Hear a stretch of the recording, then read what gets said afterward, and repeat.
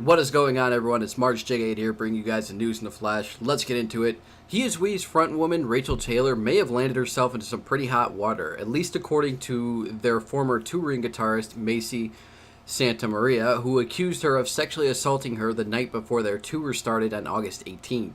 Then on August 24th, the touring members all released a statement saying that they were departing from He Is We due to the environment becoming toxic.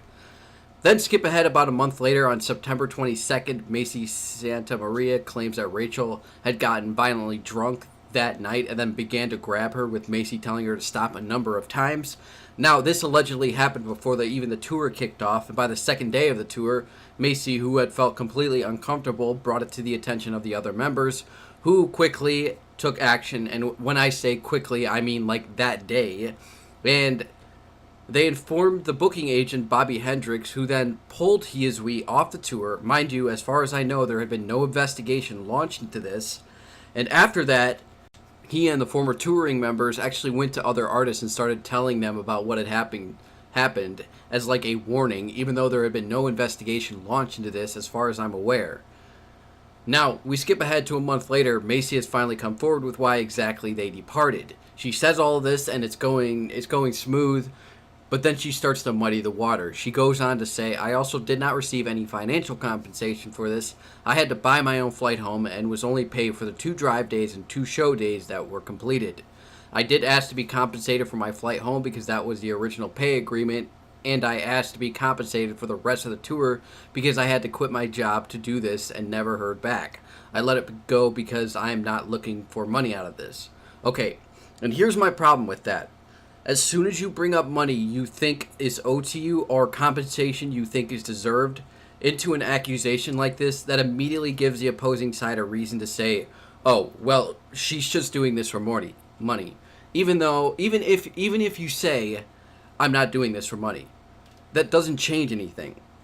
Unless you're straight up saying, "I'm not doing this for compensation, I'm just doing it to get the truth out there. I'm just looking for justice." If you're not saying that, then you've essentially given people a reason to doubt your claim. With that being said, I don't doubt her claim, nor do I feel that it's a huge red flag here. Like, say the people that were accusing Decapitated of gang rape. I am saying, however, that this was a pretty dumb thing to say in a statement like this. With that being said, frontwoman Rachel Taylor also released a statement, a couple of them actually, but the main one, which adamantly refutes Macy's statement, paints out a very different tale, saying that Macy Santamaria was homesick at the time, she was acting distant, and then she eventually no longer wanted to tour. She also says, and like I just fucking mentioned about the opposite side now having something to use against her, that a demand for money came up or a public statement would be made. It sounds kind of like blackmail. Or extortion, I should say. She states that Macy wanted to be paid for the entirety of the tour, even though she had only completed 2 days. Then she states that before she knew it, this is Rachel Taylor, before she knew it, her accounts had been emptied, which can be traced, and the vehicle rented in her name had been taken back to Washington State, which can also be traced. She also mentions in an interview, and I find this crucial to point out, especially if it's true. She also pointed out in one of her Facebook statements that the touring members are actually planning on launching a new project. The touring members also includes Macy Santamaria. As far as I know, I haven't heard anything about this, but if they do announce a new project, things are going to start smelling pretty fishy around here. But right now, where we're left at is a pretty strange predicament.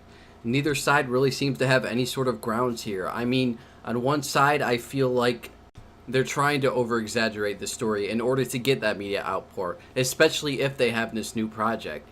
But on the other side, I feel like they're just trying to brush it under the table, because while Rachel Taylor adamantly denies that these things have happened, she really doesn't give any sort of recollection as to what might have happened. She just says, "No, that didn't happen," and then that was it.